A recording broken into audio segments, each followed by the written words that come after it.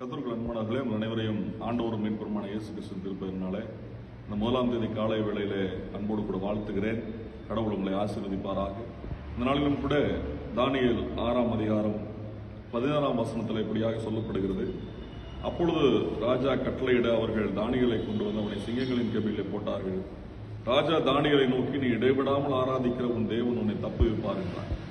பிரியமானவர்களே, இந்த மாதத்திலும் கூட கடவுளுடைய சமூகத்திலே இடைவிடாமல் நம்மை திருநிலைப்படுத்திக் கொள்ளும் போது, ஜெபிக்கும் போது, கடவுளுக்கு முக்கியத்துவம் கொடுத்து ஆண்டவரை முதன்மைப்படுத்தும் போது, நம்ம எப்பேற்பட்ட சூழ்நிலைகள் இருந்தாலும் கடவுள் நம்மை தப்புவிக்கிற ஆண்டவராக இருக்கிறார். 24 மணி நேரம் நாம் ஜெபிக்க முடியாது. ஆனால் 24 மணி நேரம் ஜெப சிந்தையோடு இருந்து ஆண்டவரை முதன்மைப்படுத்திக் கொண்டிருக்கும் பொழுது கண்டிப்பாக எப்பேற்பட்ட சூழ்நிலைகள் இருந்தாலும், அது சிங்கக்கபியா இருந்தாலும், அதைவிட கொடூரமான சூழ்நிலைகளில் தள்ளப்பட்டாலும் கடவுள் நம்மை தப்புவிக்கிற ஆண்டவராக இருக்கிறார். இந்த மாதத்தில் அப்படிப்பட்ட நம்பிக்கையோடு நாம் கடந்து செல்ல கடவுள் நம்மை வழி நடத்துவதாக. ஆமென், ஆமென்.